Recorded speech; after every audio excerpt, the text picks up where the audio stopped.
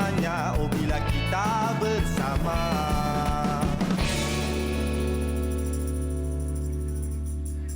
Assalamualaikum, apa khabar dan salam sejahtera kepada penonton-penonton Borak Kopi Tiam. Pada hari ini, kita hari Jumaat. Alhamdulillah. Kita akan menyambut 15 Ramadan sudah. Sekejap yang masa berlalu.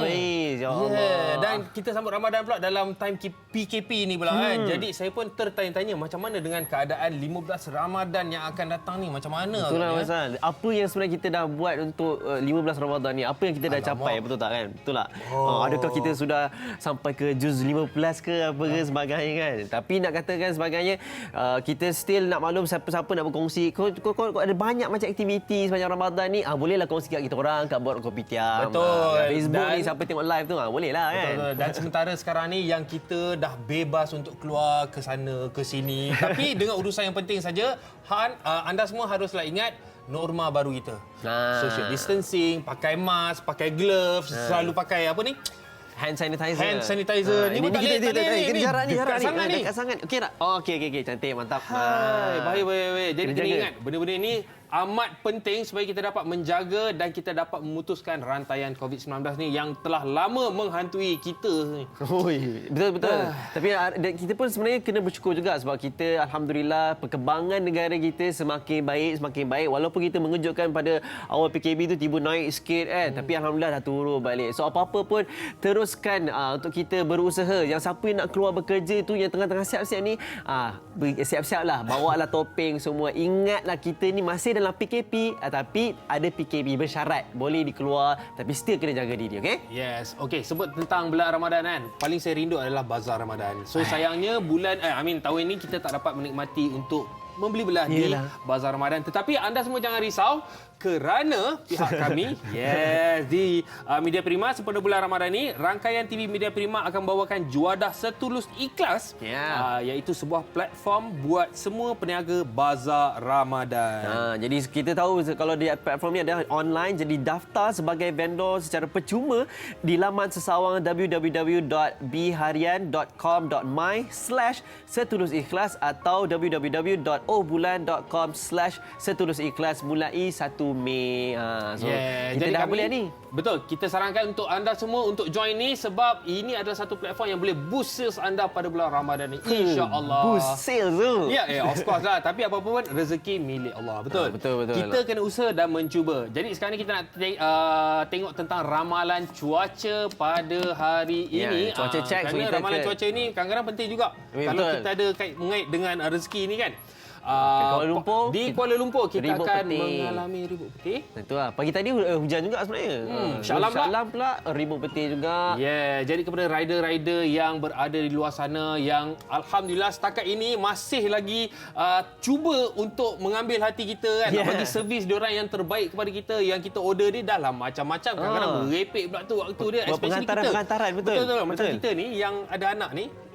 Kita bukan order untuk kita, order untuk anak. Tapi kalau rumah bujang order tu, mungkin anak saudara dia. Tapi inilah dia ramalan yang boleh kita kongsi supaya siapa yang bersiap sedia lah memandu semua. Kita tengok kat belah Pantai Timur pun dia ramalkannya banyak hujan ni, ribut peti semua. Betul. Memang kalau kat selatan pun ni. Selatan pun ni ribut peti kat Johor Bahru, kini pula ke Melaka. Melaka pun hujan. Walaupun trending sekarang ni dia macam hujan je, tapi alhamdulillah saya amat respect kepada rider-rider kita. Sebab diorang tak stop kot. Walaupun hujan, makanan tetap sampai tau kat rumah. Barang-barang package beli. Ya Allah, cerita pasal PKP ni, jualan online ni memang macam-macam sampai ke rumah. Jadi saya respect kepada anda semua yang sanggup meredah hujan untuk kami. Terima kasih. Jualan tu sebab apa? Sebab orang rumah kat rumah tu lah. Sibuk tengok abang ada ni lah. Sibuk je juga dia belanjanya. Mentang-mentang lah kita dah save duit tu sepanjang PKP ni, dimanfaatkannya kepada yang benda lain. Tapi apapun, harap-harapnya semuanya terus mencatu. Kita kena teruskan financial punya planning tu tetap tutuplah. tetap teruskan untuk kita planning sebab kita tak tahu lagi macam mana perjalanan kita PKP ni, perjalanan satu dunia ni sebenarnya kan. Betul, So finance ni kena hati-hati, okey? Jadi kita perlukan seseorang untuk menghiburkan hati kita dan baru-baru ini pihak Borak Kopi Time kita ada jumpa satu art ni yang memang terbaik, memang Luar menarik biasa. sekali. Sebelum Luar ni dia biasa. dah buat satu art yang menggunakan paku dan juga benang untuk melakarkan wajah Lee Chong Wei. Tetapi kali ini dia telah menggunakan 4,000 skru untuk melukis potret Dr. Noor Hisham, Betul. hero kita. Betul, lebih kurang 4,219 skru dia guna, lebih tepat. Lebih 4,000 dia guna ni. Dengan kata lain, dia dapat tahu sebenarnya dia setiap kali dia nak buat tumpuan tu, dia kata tak boleh hilang dia punya fokus, kalau tidak akan rupanya lain. Betul. So Dan bagaimana art ini telah dibuat oleh artis tempatan kita Chong Chi Leong yang telah bersusah payah untuk melakarkan wajah hero kita. Mana taknya kalau tanpa Dr. Noor Hisham ni kita tak tahu update-update tentang COVID ni. Jadi Yelah.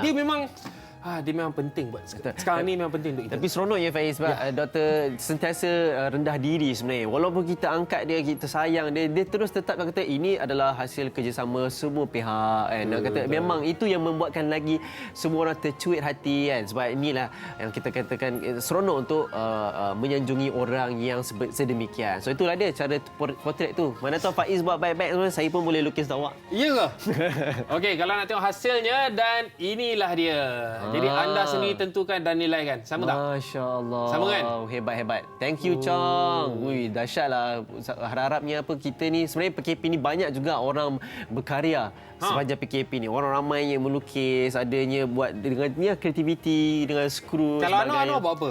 Kalau saya, Time PKP ni? saya banyak ajar mengaji je lah. Alhamdulillah, yang baik-baik saja dari Anwar ni. Tapi elok juga kita nak tahu perkembangan juga berita. So kita kongsikan sedikit tentang apa dilema yang kita nak tahu. So hari ini saya nak kongsikan permulanya adalah tentang polis sediakan 2 panduan utama perjalanan rentas negeri. So 2 panduan ini yang paling penting adalah kita dapat tahu aplikasi iaitu Gerak Malaysia. So polis menyediakan 2 panduan yang memastikan kelancaran perjalanan rentas negeri selama 4 hari berakhir pada 10 Mei ini. Jadi Pengarah Jabatan Siasatan Jenayah JSJ Bukit Aman Datuk Huzair Muhammad berkata panduan itu membabitkan imbasan kod respons pantas dan aplikasi Gerak Malaysia dan borang kebenaran polis untuk diperiksa. So nak katakan 2 aplikasi ini ataupun cara ini adalah untuk memantau dan menggerakkan kerja. Contohnya pemantauan polis-polis nak diletakkan ke mana supaya dapat mengawal trafik. Kemudian seterusnya dapat tahu bagaimana pula rekod kelancaran orang daripada mana, datang ke mana sebagainya. So dapatlah rekod untuk membantu membantarkan penularan ni lah COVID-19 ini. Betul. Okey, cerita tentang perjalanan apa semua. Semestinya kita yang telah lazim bila menyambut Ramadan mesti menyambut Aidilfitri. Dan kita ada 15 hari, tetapi anda haruslah ingat kita sekarang ni hanya menunggu arahan sahaja kerana ada beberapa arahan yang telah dilonggarkan seperti sukan, berjoging dan juga beberapa perkara melibatkan kerja-kerja yang boleh kita keluar dan buat sesuatu. Tetapi sekarang ni kalau kita cerita pasal menziarahi di waktu Aidilfitri, buat masa ini tiada lagi arahan yang dikeluarkan dan buat masa ini juga arahan supaya jangan sekali. Yes, itu yang paling penting sekali. Jadi kepada siapa yang mungkin yang ada idea untuk ke mana-mana di waktu Aidilfitri, lebih baik janganlah. Walaupun rumah ayah ataupun rumah ibu anda dengan jarak yang begitu dekat antara daerah aja, kalau boleh try. Itulah sedih sebab kita ada juga rakan kita iaitu Pak An. Dia duduk Kedah jauh tu, tapi dia sebagai ahli tim Borak Kopi Time dia terpaksa berkorban untuk Borak Kopi Time. Duduk sini kat KL kan. Terima kasih. Bermakna bukan anda saja yang kesunyian, kami pun sunyi. So kita cuti-cuti ni nak sebut tentang PDRM pun mempertimbangkan tentang cuti anggotanya. Iaitu di Melaka, Polis Diraja Malaysia mempertimbangkan untuk memberi cuti secara bergilir kepada anggotanya yang banyak berkorban masa dan tenaga sepanjang tempoh pelaksanaan Perintah Kawalan Pergerakan sejak 18 Mac lalu.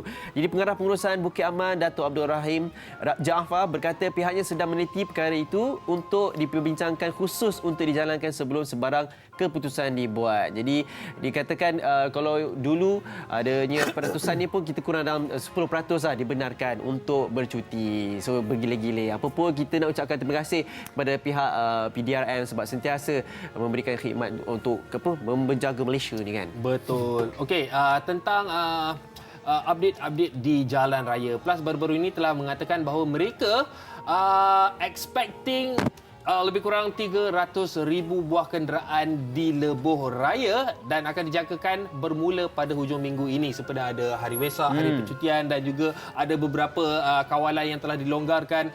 Jadi kepada anda semua yang mungkin ingin ke mana-mana, anda haruslah rancang perjalanan anda dan pastikan touch and go anda diisi sebab kaunter tak dibuka untuk mengelakkan tularnya wabak COVID-19 ni. Jadi sentiasalah kita bersiap sedia, pergilah stesen minyak ataupun secara online untuk top up touch and go. Ya, betul. So, benda penting kalau dah sampai tersekat situ, tak nak apa-apa dah. Tak boleh.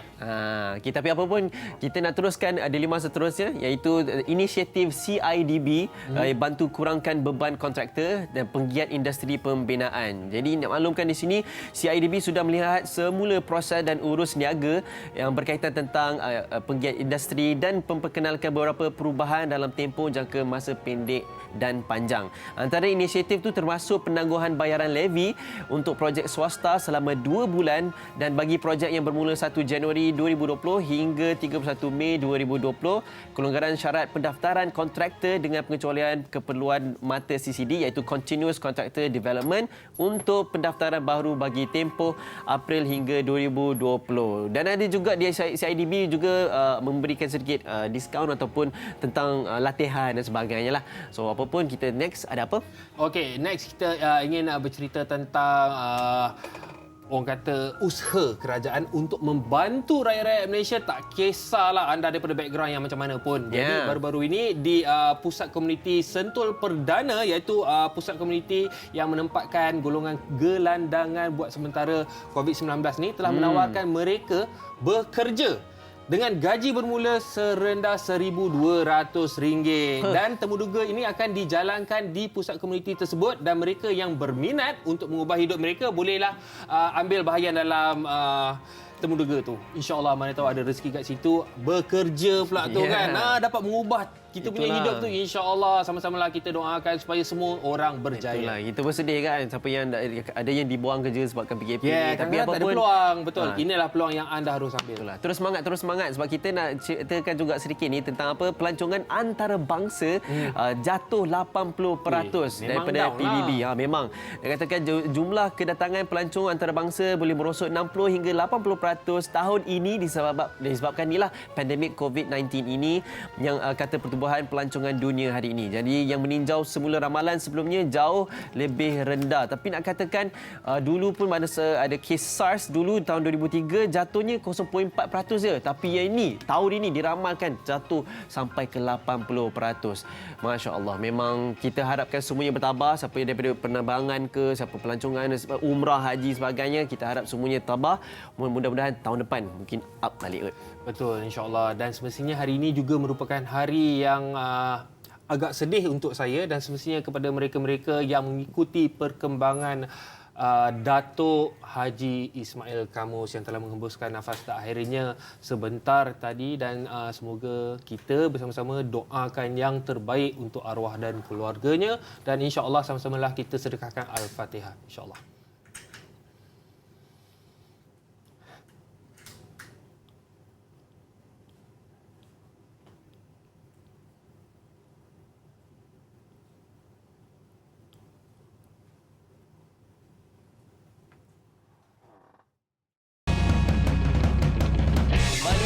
Pagi anda bersama Borak Kopi Tiam, insya-Allah. Tapi pelik Noh. Apa? Sebab bila PKP ni selalu orang serabut. Awak nampak macam handsome semacam Ini sebab alhamdulillah atas tangan orang hebat ni, orang rumah saya ni, dia pergi gunting rambut saya. Kita cakap, yang kita tak dapat nak pergi kedai ni, yang tolong tu gunting rambut abang ni. Dia pun gunting, alhamdulillah. Cantik tak handsome kan? Okey dia macam pergi kedai ya. Jadi pihak kerajaan tolong pantau dia ni. Kena download gerakan. Gerak Malaysia. Tapi tolong, tak ada, kita ni orang rumah hanya buat, settle kat situ aja. Maknanya sekarang ni dah boleh lah. Biar dia je potong rambut. Betul. Banyak duit boleh save tu.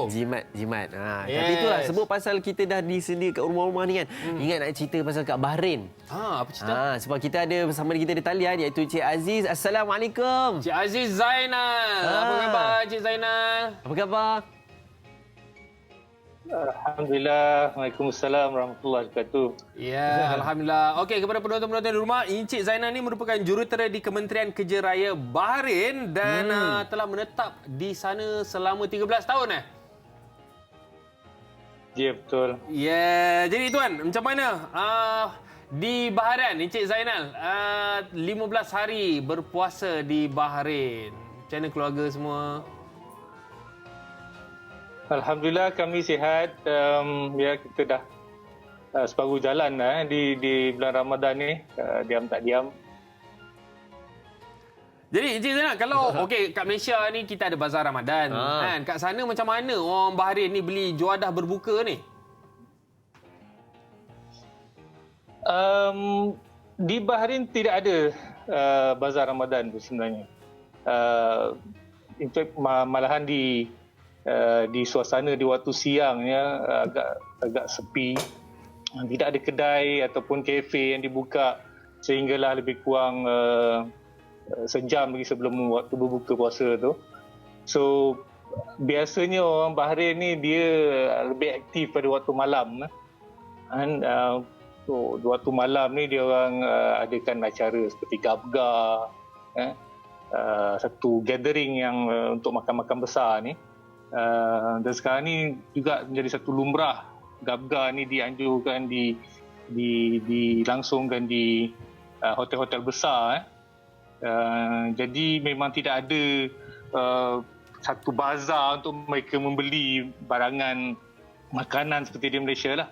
Tapi di sebelah malam memang agak meriah. Ada gabga tu, lepas tu ada aktiviti lain, cara-cara lain. Alright, Encik Zainal sebagai jurutera di Kementerian Kerja Raya Bahrain, ada tak kelonggaran curfew tu semasa berada di sana?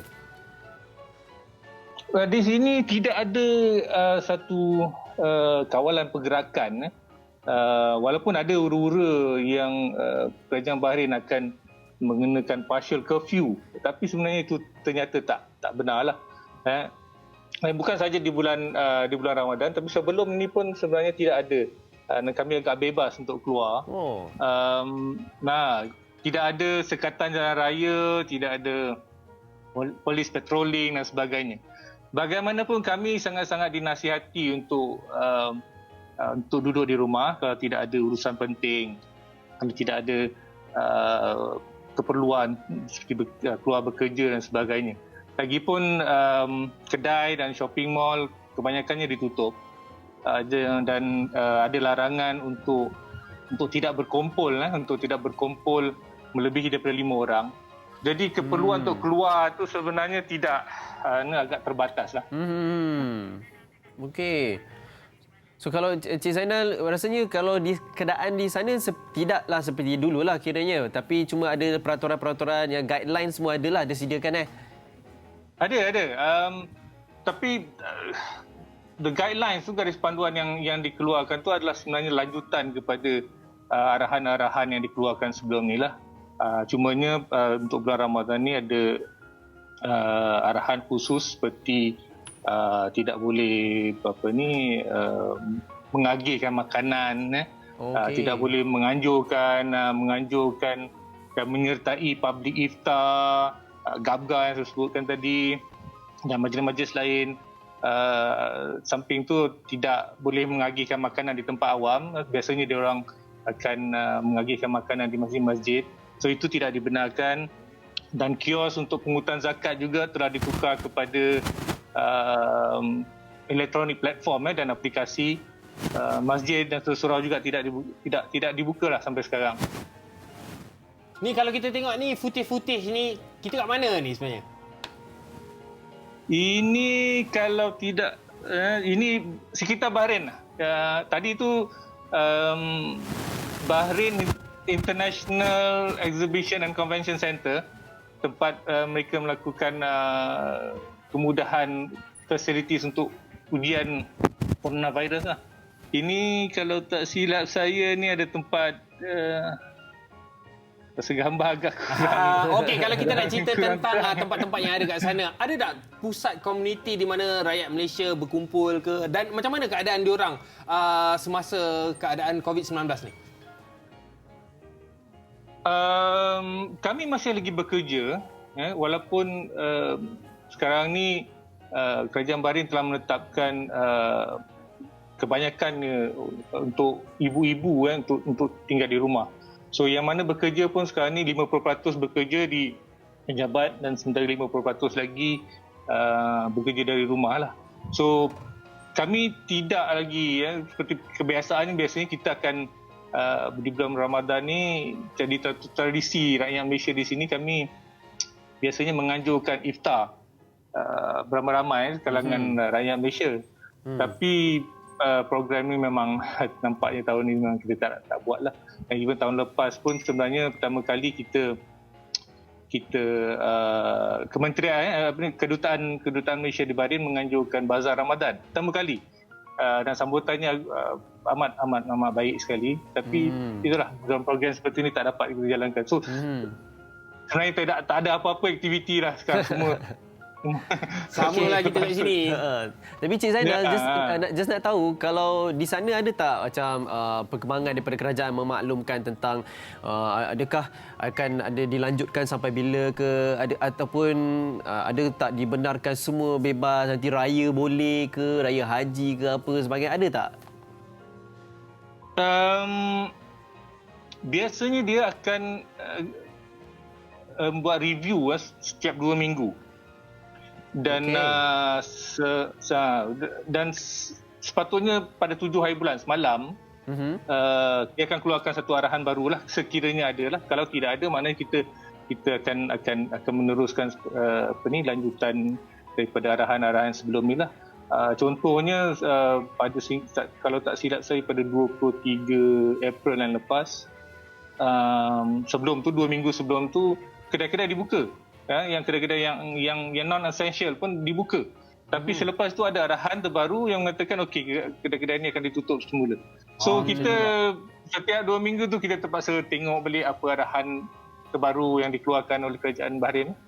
Okey. Kalau daripada segi bantuan, macam mana pula? Macam kita yang berada di Malaysia ni, kita ada beberapa jenis bantuan yang telah disalurkan oleh kerajaan. Macam mana dengan Bahrain? Especially Encik Zainal yang seorang rakyat Malaysia yang kat sana ni. Okey, kebanyakan bantuan yang dikeluarkan oleh kerajaan Bahrain, kebanyakannya adalah untuk rakyat mereka dan kepada bisnes, kepada perniagaan mereka lah. Tentu Bahrain salah satu negara yang terjejas teruk dengan wabak ni, kan? Tambah lagi dengan kejatuhan harga minyak. Jadi tapi mereka masih lagi mengumumkan package bantuan dan rancangan sebagai ikhtiar mereka untuk menangani masalah disebabkan oleh COVID-19 ni. Kalau dapat saya sebutkan dua yang melibatkan semua orang, yang melibatkan rakyat Bahrain dan penduduk negara lain juga di Bahrain ni. Satunya ialah mereka menyediakan rawatan percuma. Rawatan percuma untuk semua. Kalau kena disahkan positif kes, rawatan adalah percuma, dan mereka juga menyediakan unit medical bergerak yang akan pergi ke kediaman masing-masing untuk buat ujian. Dan satu lagi, kerajaan Bahrain akan membuat bayaran secara automatik untuk semua bil elektrik dan air selama 3 bulan bermula daripada April 2020. Wow. Okeylah, maknanya benda-benda asas tu semua telah ditanggung oleh pihak kerajaan, dan yang paling penting kesihatan. Itulah, sebut pasal pembayaran, contohlah kalau di Malaysia ada yang kalau didenda langgar arahan PKP kena denda RM1,000. Kalau di Bahrain ada tak sistem macam ni? 1,000 dirham mungkin? Ada juga denda. Saya tak pasti berapa jumlah sebenarnya, tapi salah satu daripada denda yang dikenakan jika kita tidak patuh pada pemakaian face mask. Dan kalau kita tidak pakai di tempat awam, immediately kita dikenakan denda sebanyak 5 Bahrain dinar. Ataupun dekat-dekat RM60 lah. Dekat-dekat 50 lebih lah. Kena denda juga walaupun tak pakai mask tu. Pemakaian mask ada diwajibkan di tempat awam di sini. Kita kat Malaysia kalau tak pakai mask tak boleh masuk kedai je, itu je. Okey, macam Bahrain, setiap negara mesti dia ada SOP yang tertentu yang perlu diikuti kan. Macam Bahrain, macam mana diorang identify ataupun menentukan pesakit-pesakit tersebut mempunyai positif COVID? Adakah mereka ada macam pakai bracelet ke? Macam kita ada apa gerakan? Macam di sana macam mana? Ada beberapa inisiatif kerajaan yang mereka telah keluarkan. Ada, kalau saya dapat terangkan sikit di sini. Salah satu daripadanya ialah dia orang memperkenalkan satu aplikasi mobile yang dipanggil Be Aware Bahrain. Satu aplikasi yang baik, yang mana kalau kita install aplikasi ini, bila kita masuk ke kawasan-kawasan yang ada red zone lah mungkin. Active cases, dia akan memberikan isyarat. Dia akan memberikan isyarat dan dia akan beritahu kita yang okey, kita telah masuk ataupun menghampiri kawasan-kawasan yang ada active cases. Dan kepada mereka yang disahkan positif COVID-19 ni, mereka diperlukan untuk memakai satu electronic device, bracelet macam yang cakap tadi tu. So mereka ni perlu berada di kawasan ni, mereka bila dipakai dia dalam self isolation. So mereka ni perlu untuk sekiranya diminta oleh Kementerian Kesihatan, diminta untuk memberikan gambar dengan rupa dan bracelet yang dia pakai tu, sebagai bukti yang mereka ni masih dalam self isolation dia. Dan mereka ni tidak boleh bergerak sejauh 15 meter pun daripada handphone. 15 meter. Because kalau mereka bergerak lebih 15 meter daripada handphone, dia akan trigger alarm dan akan terus pergi ke monitoring station lah. Dahsyat dah. Canggih tu. Kira alat-alat yang canggih-canggih ni, adakah kita sebagai rakyat Bahrain itu perlu membayar ataupun diberikan secara percuma oleh kerajaan? Macam ni tadi?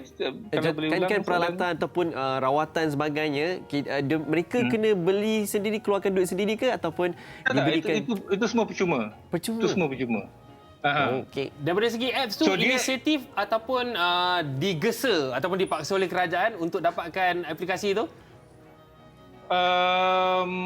Optional. Saya tak pasti sama ada dia digesa, tetapi banyak iklan-iklan, signboard, billboard yang menunjukkan supaya kita perlu ada aplikasi ni. Yalah, itu yang dikatakan kita jaga kita maknanya inisiatif diri sendiri untuk dapatkan aplikasi. Itulah. Cik Zainal, saya nak tahu, Cik Zainal ada tak bracelet tu ke tak ada? Saya tak. Kira Cik Zainal alhamdulillah sihat lah semua keluarga semua. Tak perlu pakai lagi. Alhamdulillah. Itu yang kita nak tu sebenarnya. Yang terakhir yang paling penting sekali, macam mana persiapan raya dan juga ucapan kepada keluarga di Malaysia ni, Cik Zainal, silakan. Okey. Persiapan seperti biasalah. Seperti juga tahun-tahun yang lepas, kami memang menyambut hari raya ni secara sederhana aja. Dan lebih-lebih lagi untuk tahun ini dan situasi sekarang ni, lebih sederhana lah lagi persiapan. Tapi saya suka untuk nak berkongsi bagaimana kami di Bahrain ni menyambut hari raya.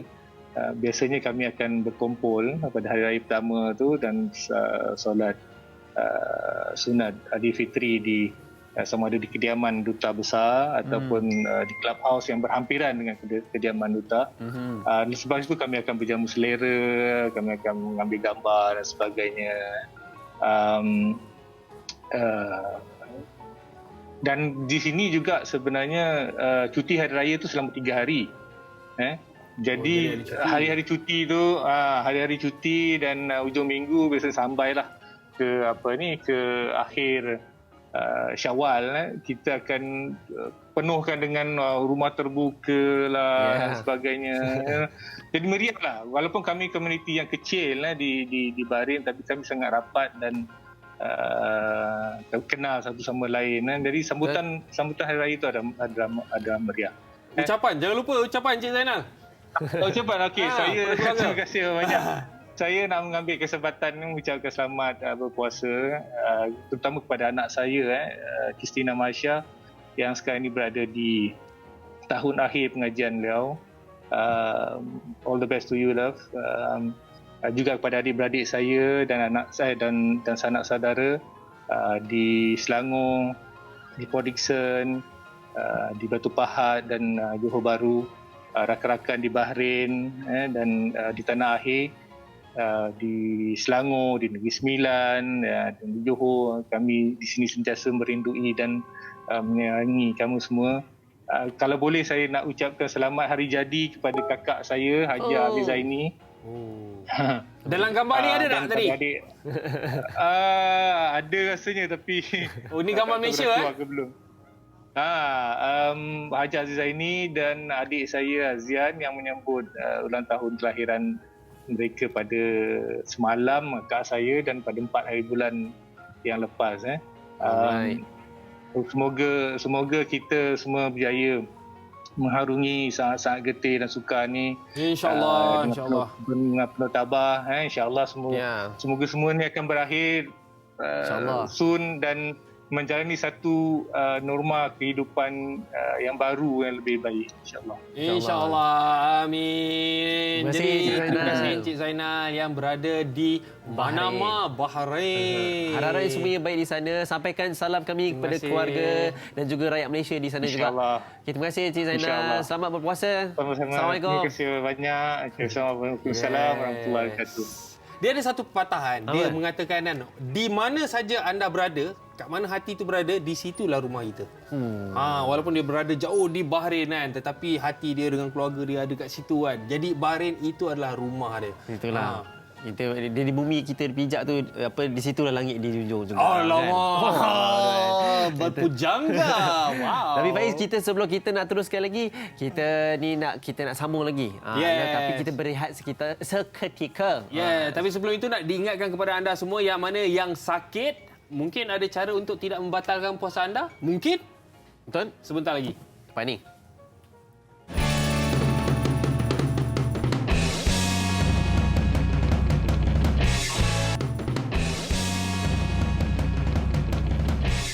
Okey, sekarang ni kita nak tengok satu drama. Jadi ini lebih kurang macam kita lah, nak ke Aidilfitri ni kan. Cerita dia tragedi balik kampung. Jom kita saksikan macam mana tragedi balik kampung ni. Perwiraan PE Sudirman untuk balik ke kampung kini bertukar tragedi. Nak pinjam bengkel kamu kan? Takkan Pi tak begitu lama. Dia dah setuju tau. Kerana mereka terpaksa naik van jenazah. Tadi bunyi tayar meletup kan? Tapi aku macam pernah nampak. Aduhai, berjayakah mereka balik tanpa diganggu? Dalam Tragedi Balik Kampung, Cerita Rama Sabtu ini 9 malam. Salam Ramadan setelesi kelas daripada TV3. Masaklah kalau seorang-seorang macam tu. Nasib baik ada geng. Kalau seorang-seorang tak adalah nak balik kampung malam-malam macam tu. Pening ke? Lagi waktu macam ni PKP ni tak seronok dah. Okey, tadi saya sebut pasal puasa ni kalau kita makan ubat kan, ada ubat yang membatalkan dan ada ubat yang tak membatalkan. Tahu tak? Mungkin yang tak batal ni juga titisan air mata. Betul, antara-antaranya. Yes. Lepas tu kalau korek hidung saya tak tahulah. Ada ubat ke goreng dia hidung? macam ada satu grey line. So macam mana? Goreng hidung tu batal ke tak? Tidak sebenarnya kan? Sebenarnya. Kita lain lah. Bukanlah kita nak macam masuk sampai ke dalam. Korek-korek. Itu lagi lah. Masuk ke dalam rongga tu memang batal. Melainkan kalau korek tiba-tiba kenyang. Lepas tu itu batal. Ataupun makan teh hidung tu. Apa pasal korek hidung ni? Apa gua cerita ni sebenarnya? Okey, sekarang kita nak cerita tentang pemakanan ubat yang boleh. Yalah, biasalah. Kalau bukan bulan puasa memang semua boleh makan. Tapi macam mana dengan bulan puasa ni? kalau ubat tu perlu dimakan 3 kali. Macam mana kalau kita ni memang nak puasa sangat, tapi yang ketiga kali tu macam mana kita nak makan ubat? Jadi kita akan bersama dengan Encik Muhammad Zihan Mustafa, seorang pegawai farmasi di Hospital Klang. Assalamualaikum, Encik. Waalaikumsalam. Encik Zihan. Pharmacist kita. Apa khabar Encik Zihan? Sihat? Alhamdulillah, sihat. Okey, tadi saya ada cakap tentang makan ubat yang perlu makan 3 kali. Boleh tak kalau 3 kali tu kita nak terapkan di bulan puasa ni untuk membolehkan kita puasa? Boleh, tak ada masalah. 3 kali boleh. Macam mana dia punya timing tu? Dia punya timing tu memang ada sedikit perubahan lah. Tapi kita kena tengok juga ubat jenis apa. Kalau ubat tu memang ubat biji, tak ada masalah lah. Tapi kalau ada juga suntikan insulin, suntikan insulin tu, yang tu lain cerita. Tapi kalau kita nak cerita berkaitan dengan ubat biji, so ubat biji tu sewaktu sahur tu boleh ambil, sewaktu berbuka tu. Tetapi yang dos yang ketiga tu memang sebelum masuk tidur lah. Tetapi kalau boleh memang kita minta supaya ejakkan sikit. So tidur tu kalau boleh dalam sekitar pukul 12 lah. Jangan awal sangat lah. Jadi pengambilan tu lebih baik lebih daripada 4 jam untuk yang ketiga tu? Ya. Sekurang-kurangnya lebih daripada 4 jam lah. So maksudnya jangan tidur. Kalau pukul 10 tu dah tidur, itu awal sangat lah. So lewatkan. Tapi Cik Zihan, saya tertarik tentang insulin sebab ibu saya sendiri pun ada menggunakan insulin. Cuma saya nak tahu macam mana pula untuk waktu puasa ni nak gunakan tu. Okey, insulin ni dia ada, pertama kali lah untuk makluman semua lah. Insulin ni dia ada banyak jenis. Okey. So secara umumnya saya bagi tahu 3 lah yang biasa lah. Iaitu satu, dia bertindak cepat. Satu lagi dia bertindak sederhana, satu lagi campuran. Maksudnya campuran yang bertindak cepat dengan sederhana tu tadilah dia campurkan. Lagi selalunya campuran tu dalam bentuk 30-70 lah, maksudnya 30% yang bertindak cepat, 70% bertindak sederhana. So dia akan campurkan. So rejim-rejim pun ada berbeza. Ada yang kena ambil waktu malam saja. Maksudnya sebelum tidur dia ambil. Kalau yang jenis sebelum tidur ni tak jadi masalah, ambil saja dos macam biasa. Kecuali kalau waktu siang hari tiba-tiba adalah episod-episod hypo. Hypo ni maksudnya kurang gula dalam darah lah. Yang tu maksudnya dos yang belah malam tu mungkin kena adjust, turunkan sedikit. Tapi ada yang jenis 2 kali. Yang jenis 2 kali ni maksudnya dia ambil waktu bukan puasa ni dia ambil pagi dan dia ambil waktu malam. So sekarang ni ganti waktu sahur dan juga waktu berbuka lah. Yang ini dos dia selalunya kalau berbeza katalah dos malam selalunya rendah, dos siang selalunya tinggi. Tetapi untuk bulan puasa diterbalikkan. Maksudnya dos yang tinggi tu bawa ke waktu berbuka, dos yang rendah tu bawa ke waktu sahur. So dia terbalikkan lah supaya nak elakkan daripada hypo tu. Dan ada satu lagi yang ni ada sedikit penting kat ini sebab dia ada 4 kali. Maksudnya sekali waktu malam, tetapi 3 kali ni dia cucuk waktu dia sarapan, waktu makan tengah hari dan juga waktu berbuka puasa. So ada 3. So yang 3 ni penting sekali untuk pesakit kecil manis kena faham. Sebab yang 3 ni dia ikut makan. Kalau sebenarnya kalau hari-hari biasa pun sekiranya dia tidak ambil, katalah tak makan tengah hari, jangan cucuk. So sekarang ni kalau waktu bulan puasa tengah hari tak ada lunch, so kita tak makan, so jangan cucuk. So cucuk hanya yang waktu pagi punya, waktu sahur dan juga waktu berbuka lah. So penting sangat jangan cucuk yang tengah hari tu. Itu antara 2 contoh. Satu tu insulin, satu tu yang ubat. Okey, daripada segi jenis-jenis ubat memang ada macam-macam jenis. Jadi jenis-jenis ubat yang mana tidak membatalkan puasa kita? Itu yang paling penting tu. Yang batalkan puasa saya tahu memang banyak. Yang tak batal ni. Okey, yang tidak batalkan puasa ni adalah yang kata tidak memasuki rongga tubuh. So contoh dia macam ubat titis mata, ubat titis telinga ataupun ubat semburan hidung. Tapi dengan syaratlah jangan letak banyak sangat. Contoh kalau kita letak titis mata tu, kalau kita letak banyak, titis kita boleh terasa kadang tu sampai ke tekak kan. Tekak betul. So yang tu dah boleh membatalkan puasa. Dikuatiri boleh membatalkan puasa. Sebab tu kalau boleh titis sekali rehat. Lepas tu kalau perlu dos yang kedua baru titis lagi. Jangan titis banyak sangatlah. Okey, dalam masa satu masa. So yang clear lah ubat titis mata, titis telinga tak ada masalah. Okey, untuk semburan hidung, untuk orang yang ada allergic rhinitis ni, selalunya dia akan sembuh. Betul. Tapi dengan syarat boleh dia sembuh saja, tapi jangan sedut. Semua je. Sebab dia hanya untuk tujuan dekat lokal, memberi kesan lokal saja. So yang tu tidak membatalkan puasa. So semua jenis suntikan tidak membatalkan puasa. Ubat kumur pun tak membatalkan puasa, tapi dengan syarat lah. Dah kumur-kumur jangan tiba-tiba pula pergi telan pula. So ada rasa oren, ada rasa sirap. Ikut ubat. Dah kumur buanglah. Kemudian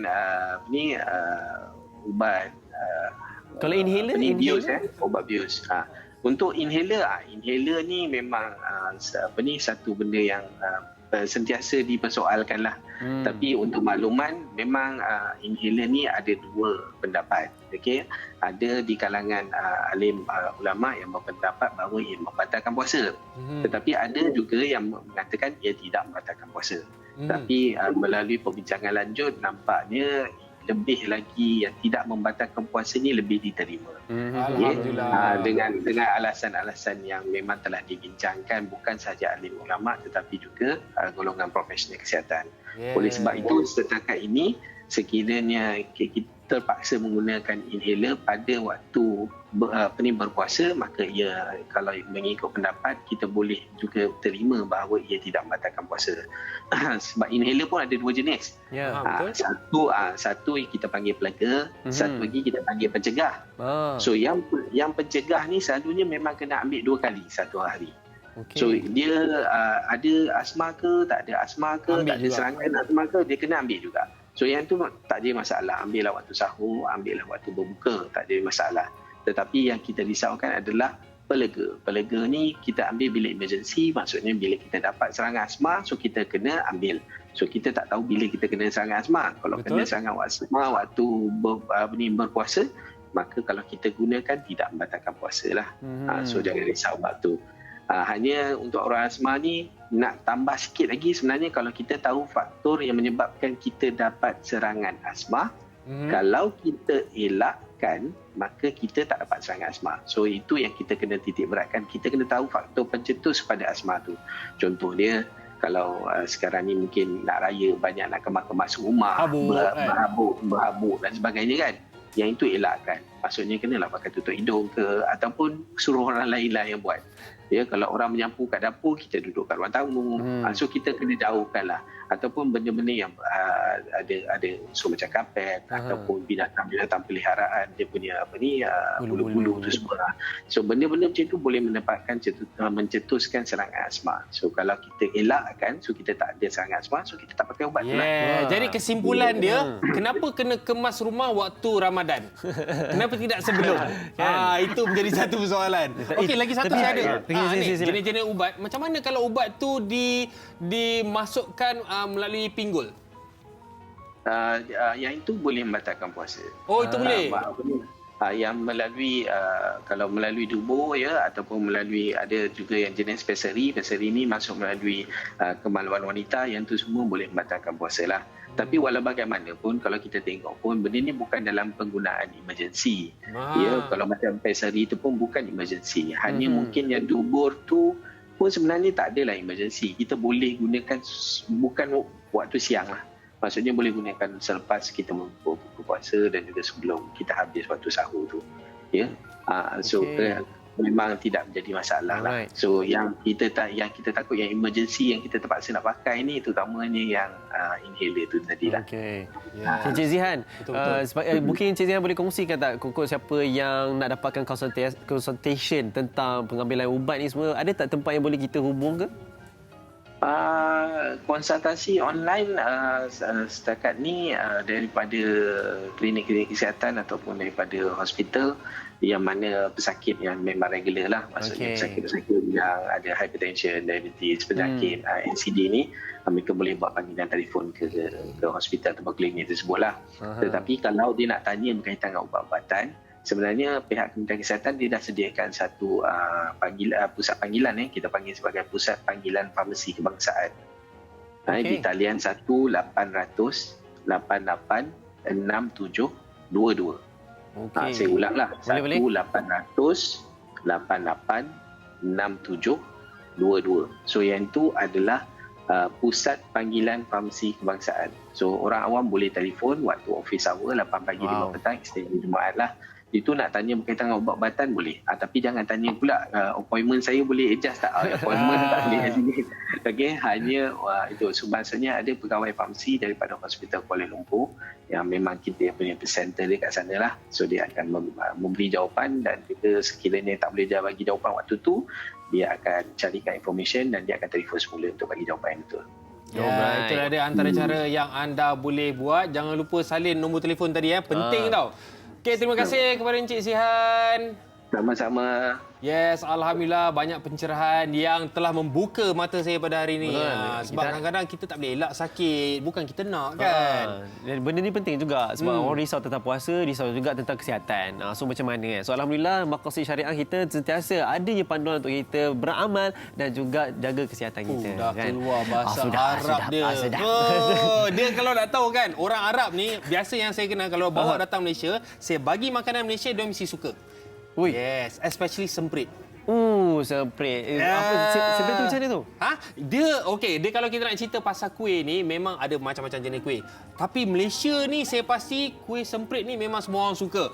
Dan ini telah diambil orang kata peluang oleh seorang wanita untuk membesarkan peluang untuk mengaut keuntungan semasa PKP dan bulan Ramadan ini. Dahsyat sebab inilah dia antara yang dia tak sangka sebenarnya kan. Betul. Dia daripada dia langkah-langkah kecil-kecil, dia buat kecil-kecil langsung alhamdulillah menjadikan dia rezeki yang luar biasa. Sebab keunikan dia adalah terletak pada color. Kalau kita tengok color tu memang color dia wow, sangat colourful lah. Ada saya nak katakan rasa kuih samprit memang semua cukup terkenal lah, semua rasa sedap lah. Semua tahulah kan. Tapi sebab menariknya kita tengok pun mestilah nak kuih tunjuk kan, nak menarik di rumah kan. Memang inilah seronok kan. Betul. Kalau kita tengok ni, saya macam ada anak perempuan ni kan. Dia mesti ingat unicorn punya lah.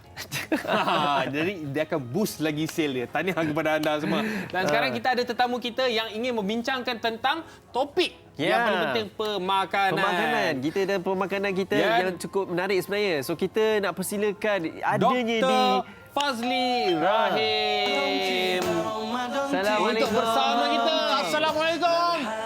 Doktor sihat. Doktor. Apa ni? Buat tangan. Buat tangan, Masya Allah. Sila. Apa tu? Sila. Dalam ni ada pisang. Dalam ni ada pisang lah. Ada pisang. Dia memang sesuai lah. Hari Jumaat dengan pisang dia tak boleh dipindahkan. Tapi tak bolehlah nak makan lepas ni. Lah bulan puasa kot. Tunggu. Okey, Kita cerita tunggu. tentang pemakanan ni kan. Okey, kita nak cerita topik kita tentang pemakanan Islam. Ya. Kan, dan kalau macam saya lah, kita sedia maklum Syekh. Dia kalau cerita pasal pemakanan Islam, dia kurma aje. Dia tak ada benda lain. Adakah yang lain sebenarnya, makanan yang lain? Okey, sebenarnya itu memang silap besar lah kan. Silap besar. Di waktu Ramadan ni kita fikir kurma je. Kurma je. Itu je lah sebenarnya. Spektrum makanan Islam ataupun sebenarnya Allah dah kurniakan kepada kita banyak. Betul. Inilah yang disebut biodiversity sebenarnya. Dan Allah sebut dalam surah Fatir ayat 27-28. Alam tara anna Allah anzala minas sama'i ma'a fa akhraja bihi thamarat mukhtalifan alwanuha wa minal jibal judadun bidun wa humrun mukhtalifan alwanuha wa gharabi busud wa minan nas wad dawa wal an'am mukhtalifan alwanuh kadzalik innama yashallaha min ibadil ulama innallaha azizun ghafur. Ada dalam buku ni. Okey, itulah ayat tentang biodiversity. So biodiversity ni daripada mula titis air hujan turun tu dan menumbuhkan segala macam buah-buahan, okey, termasuk juga perubahan warna batu-batan dan sebagainya. Itulah yang menjadikan hasil kepada kita, kemudian daripada tumbuhan tumbuh, haiwan makan dan kita makan. Itulah pemakanan kan yang Allah beri kepada kita, Allah hidang kepada kita untuk kita makan. Allah kata kulu mimma razaqnakum halalan thayyiban. Kan yang halal dan baik. Halal dan baik. Wala tattabi'u khutuwatis syaitan. Jangan ikut perangai syaitan. Dan dalam keadaan kita yang kerana PKP dan sebagainya disebabkan oleh satu virus ni kan. Virus ni asalnya daripada mana? daripada haiwan liar. Kan? Haiwan yang patutnya duduk dia dekat hutan dan sebagainya, dan kerana ketamakan manusia ni nak rasa exotic food kan katanya, wild meat dan sebagainya. Daripada kita yang Islam mungkin dah tahu apa yang kita tak boleh makan dan sebagainya, haiwan halal dan haram, tapi kerana ada yang makan, tersebar virus satu dunia. Yalah. Pandemik jadi. Kan? Sebab tu ada larangan-larangan. Ya, benar. Itulah sebenarnya Allah dah sebut aturannya seperti dalam surah Fatir ayat 27-28 tu. Dan inilah sekarang kita telah terpaksa PKP kan. Dan Ramadan kita pun PKP. Tapi Ramadan dan kurma memang sangat sinonim. Betul.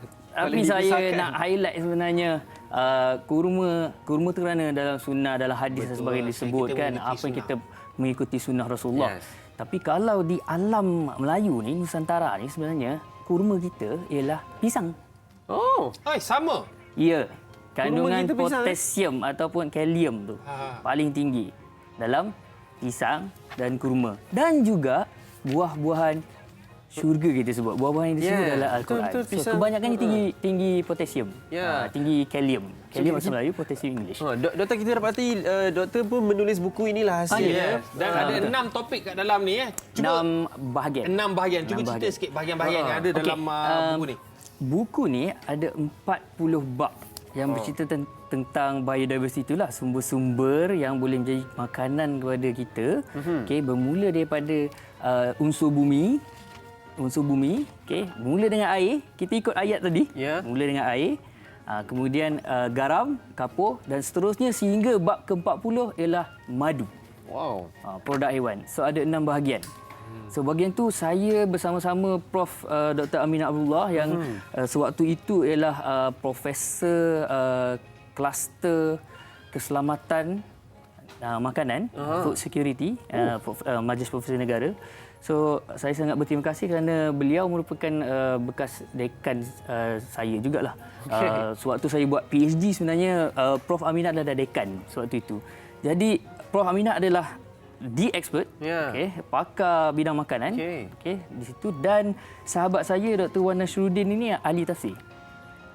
Jadi gabungan saya bidang community ecology, biodiversity dengan pakar pemakanan Prof Aminah serta bidang tafsir menghasilkan buku ini. Masya-Allah.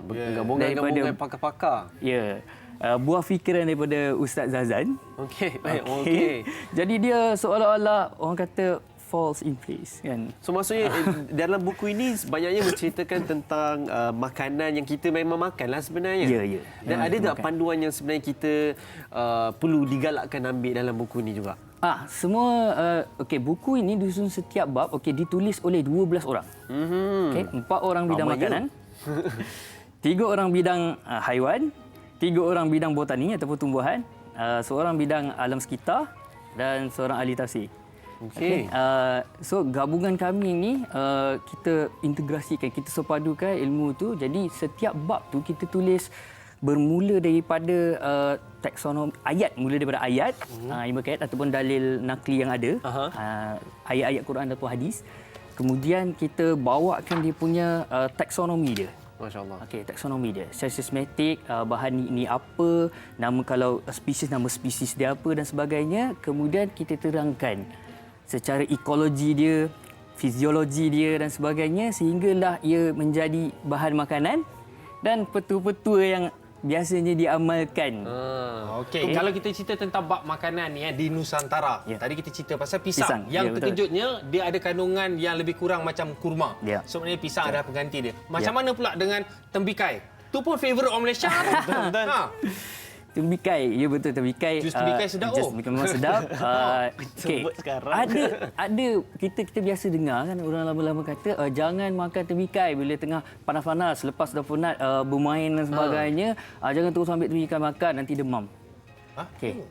Ya, dalam buku ni kami tak highlight benda tu. Dan secara saintifik ni kita tak meneroka sebenarnya benda tu. Tapi efek setiap satu bahan makanan kepada setiap orang adalah berbeza. Itu memang disclaimer yang kita letak di bawah, di kaki hampir beberapa muka surat yang ada dalam buku ni ada disclaimer. Okey, jadi setiap bahan yang tertentu tu sebenarnya efek dia lain-lain pada setiap orang. Okey, kalau kita kata petua ni ada produk makanan macam ni, ini bagus untuk orang tu, ini bagus macam ni, bagus untuk jantung dan sebagainya. Sebenarnya dia bergantung pada badan sendiri. Itu dia punya klasifikasi tu daripada segi darah ke? Macam-macam. Even allergens kan. Maksudnya macam allergens. Okey, ada orang tak allergic dengan kacang, ada. So itulah sebenarnya. Jadi kami memang letak di bawah di kaki buku ni, di bawah ada penafian bahawa setiap satu tu bergantung kepada setiap orang, efek dia dan sebagainya. Dan sebaik-baiknya kalau ada masalah, so kita kena refer kepada doktor. Yes. Doktor, kalau pasal tentang gandum pula, gandum dan tembikai tadi kan. Okay. Sebenarnya tembikai ni yang paling utama sekali ialah warna merah tu. Betul. Lycopene. Okay. Lycopene nama kandungan dalam antioksidan ya. Okay. Dan saya ingat Prof Aminah kata sebenarnya lycopene ni lah yang paling kita kena dengki, kita makan tembikai. Oh, makan je dah. Bukan tembikai. Sup ketam je, tembikai. Dan ada yang kata makan pucuk betik. Itu kita kena kaji betul-betul tu. Okey. Toxic level untuk pucuk-pucuk pokok tu, kan? Kalau bukan herba, kita kena kaji betul-betul. Wow.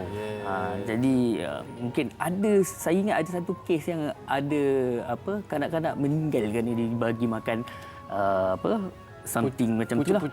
Waktu demam dan sebagainya. Ada yang Cina dan sebagainya. Jadi sebenarnya kajian pemakanan ni masih perlu banyak disepadukanlah. Disepadukan di antara pakar-pakar bidang biodiversity-nya sehingga kepada makanan dan medik. Dan perubatan. Dia macam-macam kita kena ambil kira kan. Banyak kita kalau nak sebut pasal pemakanan kan. Tapi pasal tadi yang saya tanya pasal gandum. Gandum.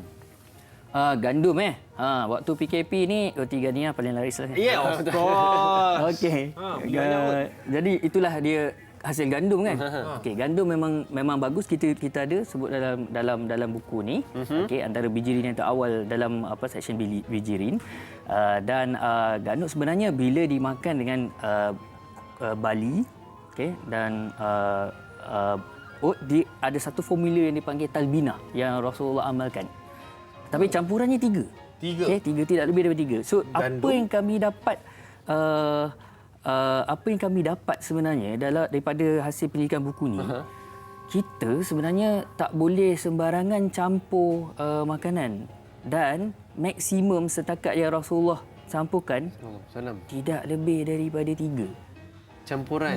Tu kalau nasi, ayam, sayur, sotong, telur. Itu maksudnya level dah. Itu syukurlah nama itu. Itu syukur. Dan saya memang banyak campuran tu. Saya memang nak highlight kan sebenarnya dalam keadaan kita PKP dan Ramadan ni kan. Sebenarnya inilah waktu yang kita patut perbetulkan kawalkan makanan kita juga. Muhasabah kembali. Sebenarnya bumi dan badan tu perlukan rehat. Dan Allah dah bagi keadaan sekarang ni, kita boleh tengok bahawa bumi perlu berehat juga. Dan Ramadan bumi direhatkan dan Ramadan badan kita patut direhatkan. Patutnya waktu PKP ni kita kena muhasabah balik, kita tak patut makan banyak-banyak. Betul. Makan banyak-banyak ikut sunnah. Okey, sunnah yang sebenarnya ialah bukan makanan sunnah. Kita tak patut sebut makanan sunnah, dan dari fatwa kan bahawa makanan sunnah tu memang tak ada sunnah pada makanan, kerana sunnah itu adalah perbuatan Rasulullah. I see. Ya, sunnah Rasulullah untuk kita makan ialah makan apabila lapar, berhenti sebelum kenyang. Dan makan jangan berlebihan kan. Kerana penyakit itu punca daripada perut. Yalah. Nampak tak? Itu hadis-hadis Rasulullah. Dan gambaran yang diberi tentang berapa jumlah tu hanya untuk bagi tahu dah cukup, jangan lebih daripada 7. Contoh betul. kan. Dan kebetulan masa kami buat buku ni, saya terfikirkan ayat-ayat surah Tin. Okey, surah At-Tin, Wat-tini wa zaitun. Kenapa Allah letak tin dan zaitun bersama? Dan selepas tu saya jumpa sebenarnya Allah pair kan, ataupun Allah pasangkan lebih banyak ayat nakhil wa a'nab ataupun nakhla wa inaba, kurma dan anggur. So tin dan zaitun sekali je. Tapi kurma dan anggur ni lebih banyak kali Allah sebut. Jadi bila saya terfikir, saya tanyakan Ustaz Wan Nasruddin, bidang tafsir. Lepas sebulan baru dia bagi jawapan. Masya Tapi jawapan dia bukan jawapan yang saya nak. Jawapan dia ialah sebenarnya kurma dengan anggur, bila kita lihat dalam hadis-hadis Rasulullah tak campurkan kurma dengan anggur. So dia macam tak boleh. Kurma dan anggur. So itu antara discovery lah yang kita dapat masa buat buku ni. Buku ni satu, boleh kita kata buku ni memang ensiklopedia lah. Jadi saya sendiri pun tak boleh ingat apa yang ada dalam buku ni. Jadi saya pun sentiasa kena tarik buku ni, tengok kalau ada masalah apa-apa sakit, kita akan refer balik. So buku ni adalah buku ensiklopedia lah di rumah. Dan saya rasa memang sepatutnya dimiliki oleh semua orang lah. Dan buku ini bukan setakat untuk panduan kita sakit, tengok apa yang kita boleh buat formula dan sebagainya. Buku ini memang saya tulis dalam prakata, dia sepatutnya menjadi research untuk ramai lagi. Boleh verify betul ke tidak apa yang ada kami compile dalam buku ni. Pakar-pakar ni semua yang menghasilkan buku ni. Jadi 3 pun dah tak ada lebih. Bayangkan kalau ada formula-formula jus sebagainya yang lebih daripada 3. Macam-macam kan. 100 tu Prof Aminah kata ini ada masalah phytochemical interaction. Kita masih belum ada lagi kajian yang betul-betul dan makmal yang betul-betul boleh kaji keseluruhan interaksi tu. Jadi bermakna kat sini to be safe kita ambil 3 saja ingredient. Okey, ini ada satu soalan. Memang saya pun nak tahu juga. Okey, sebab kita sekarang ni di zaman yang mudah. Segala-galanya mudah. Jadi pemakanan daging tu pun hari-hari. So macam mana tu? Ada orang kata sebenarnya makan daging ni tak boleh hari-hari. Dia kena ni. Tapi kita dah hari-hari. So macam mana? Betul ke benda tu? Okey, kalau ikut Rasulullah memang tidak selalu makan daging. Daging merah. Tak makan daging merah? Tak selalu makan daging merah. Kita ada sebut dekat dalam buku ni. Okey, tapi daging putih, okey, terutamanya daripada laut, lahman tariyah. Okey, itu sangat bagus. Ayam juga sebenarnya daging putih. Okay? Sebab ayam tu burung. Jangan lupa ya. Ayam tu burung sebenarnya. Dan kita kadang-kadang lupa bila di syurga nanti Allah sebut kita akan makan burung, dan masa Bani Israel diberi nikmat manna wa salwa. Salwa tu burung. So kita lupa ayam tu burung. Betul. Sebab ayam tu dah biasa dengan kita dah sedar ayam tu sebenarnya. So nak ayam tu burung. Okey. Betul ni dalam ni buku ni kita nampak pasal topik burung. Jadi dia tak ada bab ayam. So ayam duduk dalam bab burung. Tapi dia bukan pasal cerita pasal burung cerita pasal daging dia, khasiat dia. Cerita pasal burung-burung yang disebut dalam Al-Quran dan seterusnya cerita pasal ni, dan highlight yang paling utama dekat dalam bab burung tu ialah ayam.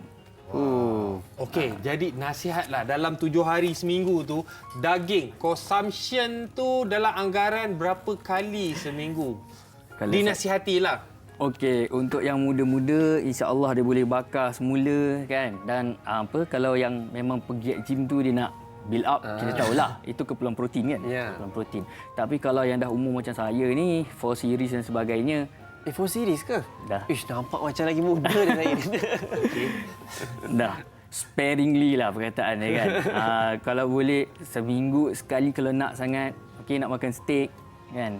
Kalau lebih baik sebulan sekali. Dan portion yang seperti mana yang doktor sarankan. Kan? Itu yang paling penting sekali. Tapi yang kita perlu ambil setiap hari ialah 7 antioksidan. Okey. 7 antioksidan. Warna antioksidan dan dia ada nama-nama dia ikut warna. So boleh tengok dalam buku ni nanti. Boleh dalam buku ni. Saya tak boleh nak ingat semua. Sebab kalau Prof Aminah akan ingat. Tapi daripada buku ni juga saya dapat tahu yang buah tin memang ada 7 color tu. Kita ingat buah tin selalu penyek yang kita beli. Itu yang dah dry. Yang dah dry kan. Tapi kalau yang fresh tu ada sampai 7 color. Masya-Allah. So 7 warna tu mewakili 7 antioksidan. Ini adalah pesanan Prof Aminah. 7 antioksidan yang kita perlu ambil. So kalau dan 7 buah yang disebut dalam Al-Quran, sedang kita sebut buah yang ada di syurga nanti, 7 buah tu, so mewakili 7 warna dan kita ada 7 hari. Betul. Nampak tak? 7, 7, 7. Wow. Cantik kan Allah dah bagi tu. Betul. So kita kena makan antioksidan seminggu setiap kala. Wow. Setiap kala. Dalam seminggu ni kita kena dapat 7 kala. Kena buat research. Jadi makanan-makanan yang punya antioksidan kita ambil setiap kala, kita ambil satu. Jadikan amalan untuk 7 hari seminggu. Betul lah. Mantap Faiz. Bayangkan sebulan sekali tau makan daging merah. Maknanya bahaya. Patut Jadi nampak berhati-hati muda. dalam pengambilan Patut nampak muda. pemakanan. Doktor. Alhamdulillah. Okay, terima kasih banyak doktor dengan pencerahan yang amat saya sangat sukalah Ya, sebab lagi makanan bulan kan. Ramadan ni pasal makanan kita dapat pencerahan ni untuk kesihatan kan. Semua orang Yes. suka kan. Terima Satu kasih, lagi doktor. madu kan, setitis madu sangat Okey. penting. Malah dalam setiap medicine atau perubatan ada setitis madu. Sebab Allah sebut dalam Al-Quran. Terima kasih. Kan? Jadi kita berehat dulu dan kita akan kembali sebentar lagi insya-Allah.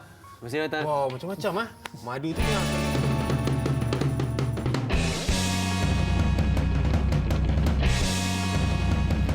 Hari ni kita banyak belajar tentang khasiat kan, pasal kesihatan, makanan. Sepanjang hari kita memang banyak berkongsi tentang khasiat. Sebab apa? 15 Ramadan akan datang ni kita perlu bersiap sedia dan terus sihat. Sebab mana tahu PKP dah settle, COVID-19 di Malaysia dah selesai. Kita nak kembali sihat, nak bekerja. Dengan sebab itulah kita tak boleh berhenti daripada bercerita tentang makanan.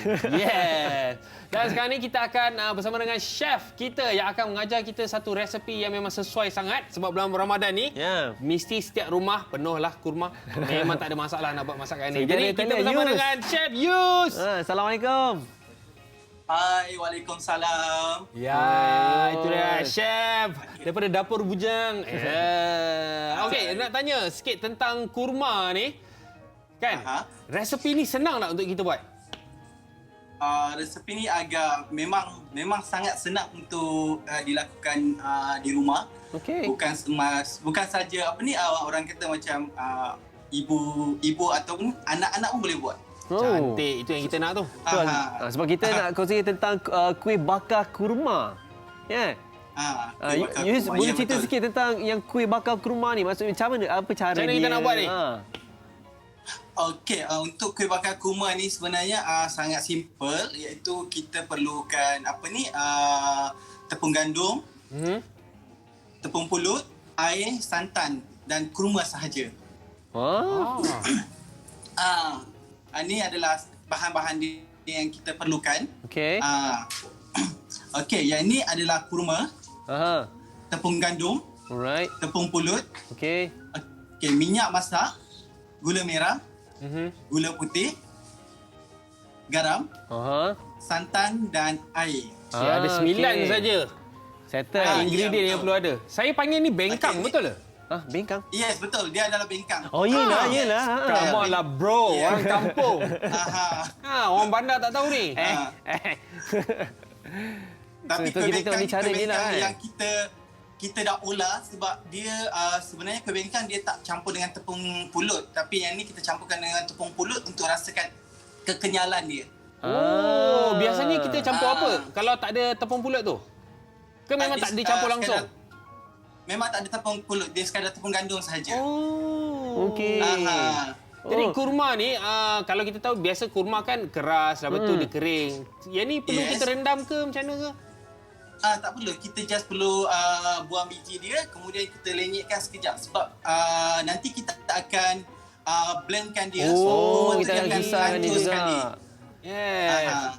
Daripada resepi ni kan, katakanlah kalau orang tu terlalu rajin sangat, kulit tu kita nak buang ke kita nak pakai sekali dengan kulit dia?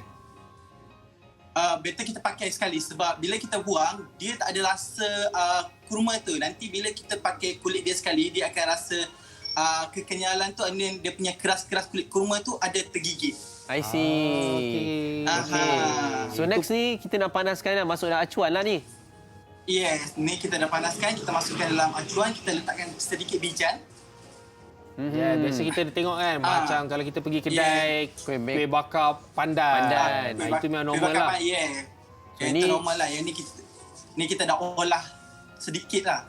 Okey, macam chef untuk apa ni? Yang daripada segi acuan ni, kalau saya tak ada acuan yang special ni, saya nak pakai apa chef? Boleh pakai loyang biasa yang 4 segi tu. Cuma kita kena gunakan yang bersih lah. Sebab kuih ni kita kena perlukan bakar kan. So tak kisahlah acuan pun. Suhu dan waktu diperlukan untuk membakar? Okey, suhu dia 170 selama 45 minit. 45 minit.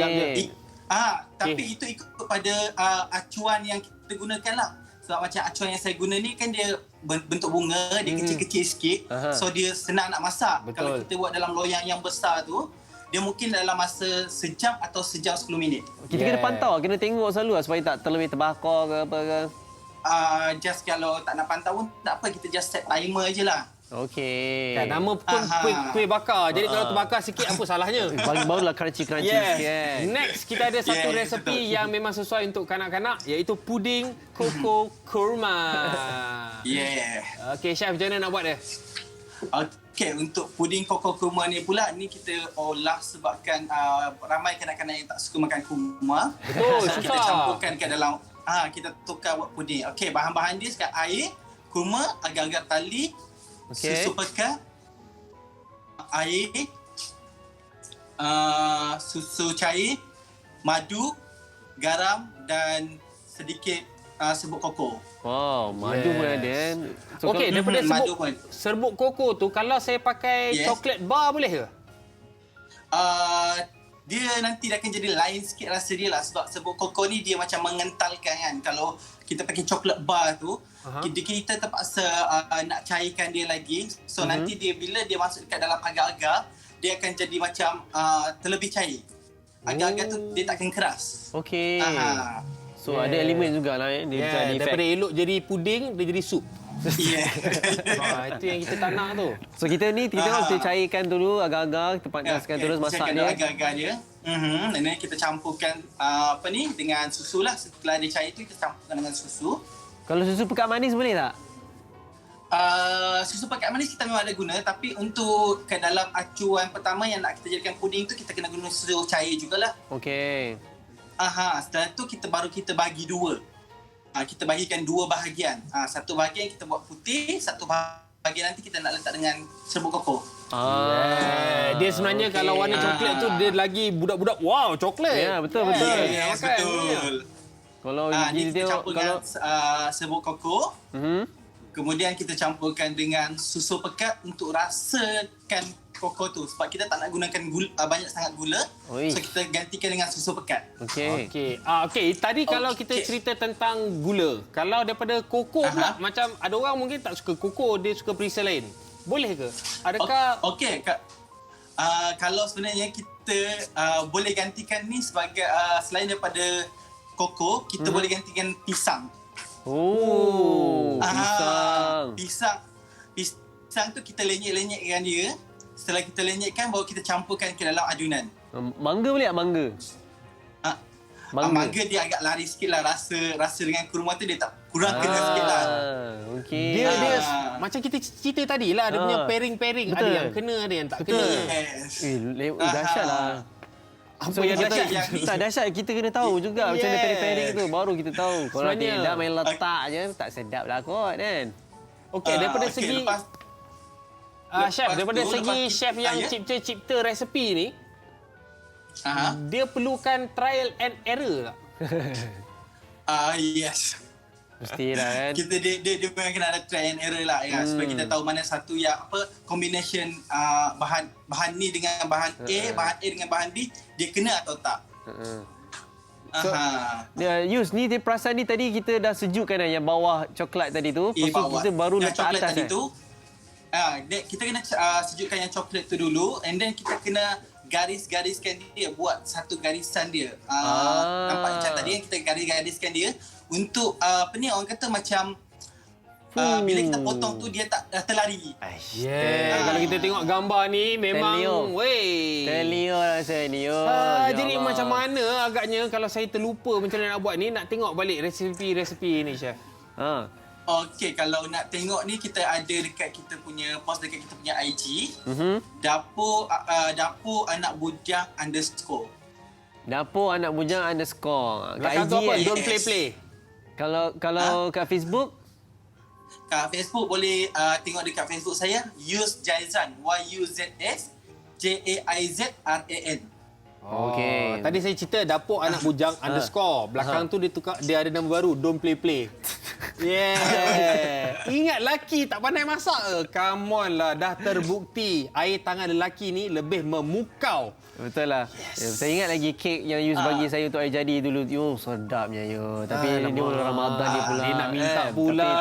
Dan sekarang ni kalau kita nak tahu, jangan lupa ke Instagram dan juga Facebook yang telah diberikan tadi oleh Yus. Sama-sama kita belajar resepi-resepi yang terbaik especially pada bulan Ramadan ni. Dan terima kasih Chef kerana meluangkan masa untuk kita. Selamat berpuasa. Okey, sama-sama. Selamat berpuasa. Sama. Selamat berbuka. Nanti pukul maghrib, bukan Zuhur. Maghrib. Yeah. Okey, Chef. Assalamualaikum. Terima kasih. Okey, Assalamualaikum. Yes. Macam-macam lah sebenarnya kita perkongsian yang kita nak maklumkan bahawa waktu ni PKP ni banyak ilmu yang kita boleh garapkan dan kita amalkan supaya apa kita boleh janakan pendapatan. Macam tadi dia kuih semprit ni pula kuih macam ni lagi amalan untuk kesihatan dan sebagainya. Sebab apa? Kehidupan kita ni macam-macam yang perlu kita manfaatkan. Kalau kita dah habis dan tempoh PKP ni apa yang kita dah capai? Apa yang kita nak target? Janganlah kita duk komplain, apalah susah ini macam ini. Jangan kita komplain. Kita kena tengok pada diri, kemampuan, kekuatan supaya terus kita membantu negara dan juga membantu diri sendiri untuk terus maju kan. Dan pada hari ini kita banyak cerita pasal pemakanan dan insya-Allah sama-sama kita menjaga kesihatan diri kita untuk masa harapan yang insya-Allah lebih sihat dan lebih terampil lagi. Jadi besok kita ada banyak lagi topik-topik yang menarik yang kami ingin kongsikan kepada anda. Jadi sama-sama kita saksikan dan kita nantikan apakah yang bakal menantikan kepada anda. Dan atas permintaan ramai, lihatlah satu video klip yang amat famous, yang viral sekarang ni. Apa dia? Tengok, kita saksikan. Okey, kita jumpa lagi insya-Allah. Stay safe. Assalamualaikum.